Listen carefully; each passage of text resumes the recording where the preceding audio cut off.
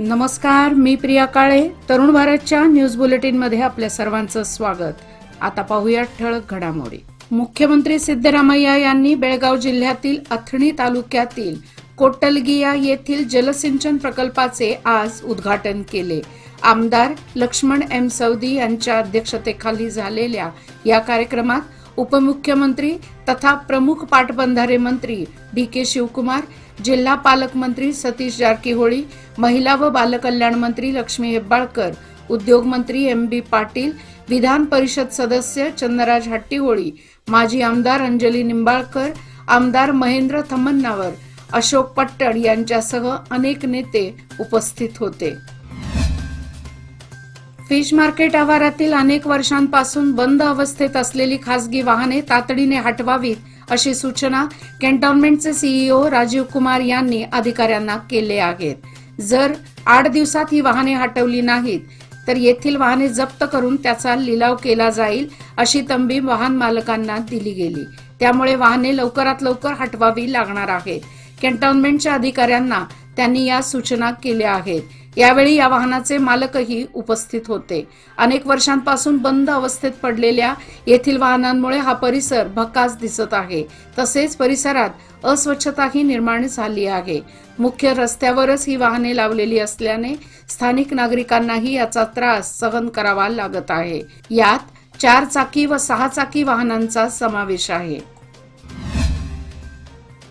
विश्वेश्वरय्या तांत्रिक विद्यापीठ बेळगावचा दुसऱ्या टप्प्यातील 23वा वार्षिक पदवीदान समारंभ उद्या गुरुवार दिनांक 7 मार्च रोजी सकाळी 11:30 वाजता विद्यापीठाच्या ज्ञानसंगम आवारातील डॉक्टर ए.पी.जे. अब्दुल कलाम सभागृहामध्ये आयोजित करण्यात आला आहे.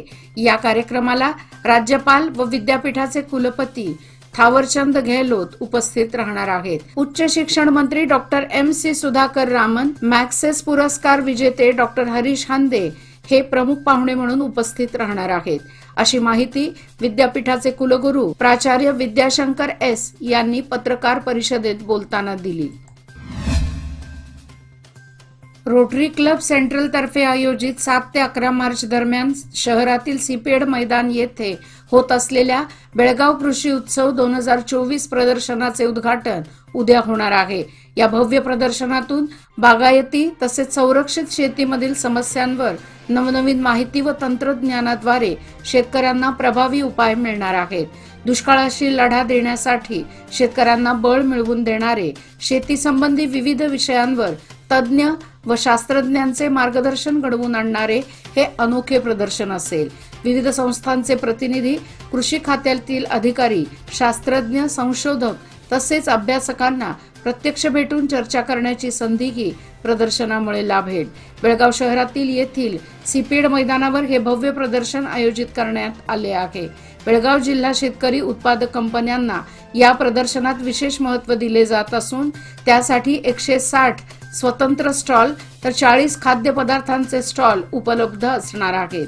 रोटरी क्लब सेंट्रल तर्फे हे प्रदर्शन पहिल्यांदाच भरवले जात आहे. प्रदर्शनाचे प्रमुख आयोजक रोटरॅक क्लब ऑफ सेंट्रल, जिल्हा पंचायत, जिल्हा प्रशासन, बागायत खाते यांच्या संयुक्त विद्यमाने हे प्रदर्शन भरवले जात आहे. सालाबाद प्रमाणे बेळगाव शहापूर येथील मुक्तिधाम स्मशानभूमी येथील महादेव मंदिरात महाशिवरात्र सोहळ्याचे आयोजन करण्यात आले आहे. मध्यरात्री आणि पहाटे अभिषेक, पूजा, आरती, त्यानंतर प्रसाद वाटपाचा कार्यक्रम होणार आहे. तसेच भारतनगर येथील श्री भक्ती महिला भजनी मंडळाच्या वतीने भजनाचा कार्यक्रम होणार आहे. मुक्तिधाम सेवा सुधारणा मंडळाच्या वतीने गेली 25 वर्षे स्वयंस्फूर्तीने स्मशान सुधारणेचे कार्य हाती घेण्यात आले आहे.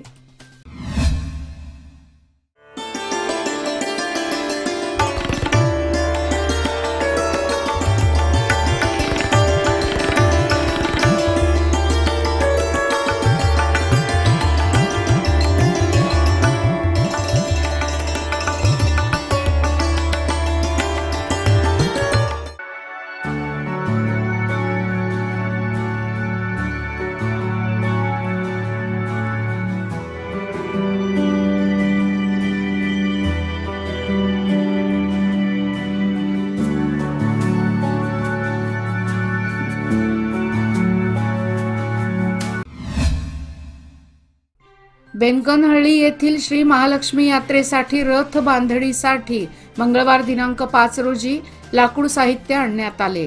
त्यानुसार लवकरच मंदिर आवारात रथ बांधणीला सुरुवात होणार आहे.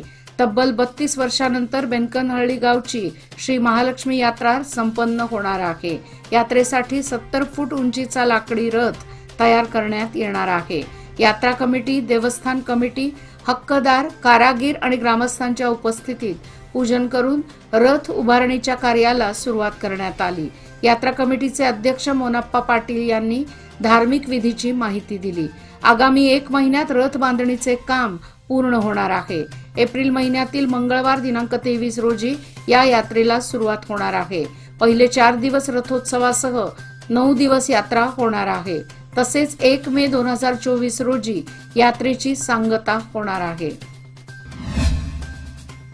छत्रपती श्री शिवाजी महाराज यांच्या जयंतीनिमित्त सर्व लोकसेवा फाउंडेशन बेळगाव यांच्या वतीने बेळगाव शहरातील विविध नवदुर्गा मंदिरामध्ये देवीला भाविकांनी अर्पण केलेल्या साड्या वृद्धाश्रमातील महिलांना वाटप करण्यात आले. यावेळी सर्व लोकसेवा फाउंडेशनचे अध्यक्ष वीरशैव बसय्या हिरेमठ यांच्या पुढाकाराने चिमण्णा बसवंतय्या हिरेमठ, देवराज अर्स कॉलनी वृद्धाश्रम कुडची या ठिकाणच्या गरजू महिलांना या साड्यांचे वितरण करण्यात आले. जेणेकरून देवीला अर्पण केलेल्या या साड्यांचा सदुपयोग होईल अशी भावना यावेळी व्यक्त करण्यात आली. तसेच या साड्या मिळाल्यानंतर त्या वृद्ध महिलांना देखील देवीचा आशीर्वाद मिळाल्याचे समाधान त्यांच्या चेहऱ्यावर दिसून आले. या प्रसंगी सर्व लोकसेवा फाउंडेशनचे अध्यक्ष, सदस्य तसेच MS चौगला, वृद्धाश्रम प्रमुख व वृद्धाश्रमातील सर्व कर्मचारी उपस्थित होते. विश्वभारती कला क्रीडा संघटनेतर्फे उद्योजक व कुस्ती आश्रयदाते दानशूर नेतृत्व गोविंद टक्केकर व समाजसेविका अंजली पाटील यांचा सन्मान सिद्धार्थ बोर्डिंग शहापूर येथे करण्यात आला. यावेळी अध्यक्षस्थानी माजी आमदार परशुराम भाऊ नंदिहळ्ली हे होते. बेळगाव परिवारातील खेळाडूंना प्रोत्साहन देण्यासाठी सर्वांनी एकत्र येणे गरजेचे आहे. मध्यवर्ती कुस्तीगीर संघटनेचे कार्य कौतुकास्पद आहे. खेळातून आपलं भविष्य उज्ज्वल करता येतं. गावागावातून अत्याधुनिक तालीम आखाडे तालीम होणं गरजेचं आहे. युवकांनी खेळाकडे लक्ष द्यावे असे आवाहन उद्योजक गोविंद टक्केकर यांनी केले. तसेच या प्रसंगी विश्वभारती कला क्रीडा संघटनेतर्फे YP नाईक, मध्यवर्ती कुस्तीगीर संघटनेचे अध्यक्ष मारुती घाडी, उपाध्यक्ष नवरतन पवार, हिरालाल चव्हाण तसेच कुस्तीपटू अक्षय व पार्थ पाटील यांचाही शाल, सन्मान चिन्ह, पुष्पगुच्छ देऊन सन्मान करण्यात आला. यावेळी रवींद्र बिरजे, मोहन कुंभार, विनोद गुरव आदी मान्यवर उपस्थित होते.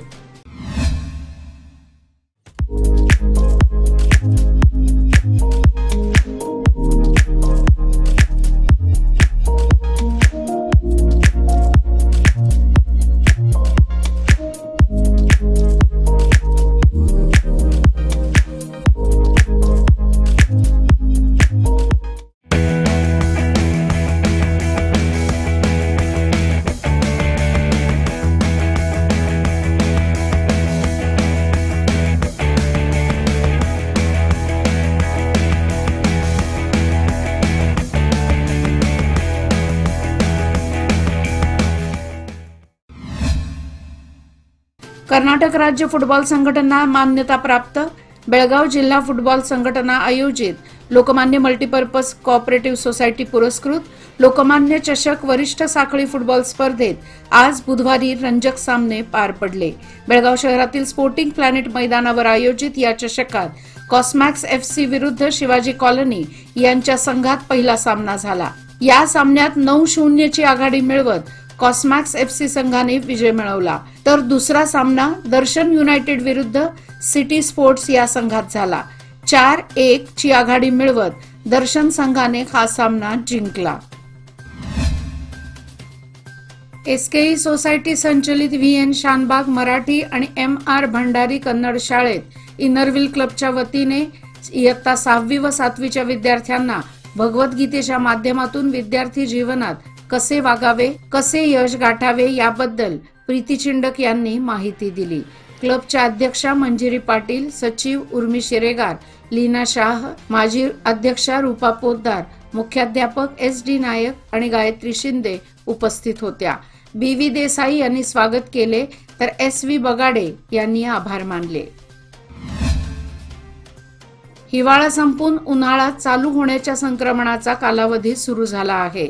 यावर्षी सतत होणाऱ्या हवामान बदलामुळे मानवी आरोग्यावर मोठा परिणाम होत आहे। सकाळी दाट धुके, दुपारी उन्हाचा कडाका आणि संध्याकाळी थंडीचे वातावरण अशा बदलत्या हवामानाचा दिनक्रम चालू झाल्याने नागरिकांना विविध व्याधींचा त्रास चालू झाला आहे। त्यामुळे नागरिक हैराण झाले आहेत। हवेत परागकण व धुळीमुळे जीवाणू विषाणूंचे प्रमाण वाढले आहे। त्यामुळे वयस्कर, तरुण व लहान बालकांमध्ये सर्दी, खोकला, संडास, उलटी, ताप, दमा व थकवा यासारख्या रोगराईंची लक्षणे दिसू लागली आहेत। यामुळे गावातील छोटे मोठे दवाखाने रुग्णांनी हाऊसफुल होताना दिसत आहेत। महिलांची शक्ती हीच समृद्ध भविष्याची निर्मिती। लोकमान्य घेऊन आले आहेत महिला उन्नती योजना, जी देते तुमच्या गुंतवणुकीवर 10% आकर्षक व्याजदर फक्त 500 दिवसांकरिता। किमान गुंतवणूक 10,000 रुपये। अधिक माहितीसाठी आजच कॉल करा 1800-212-4050। योजना फक्त महिला सभासदांकरिता। नियम अटी लागू। लोकमान्य, जिथे पैसे वाढतात आणि नातं वृद्धिंगत होतं।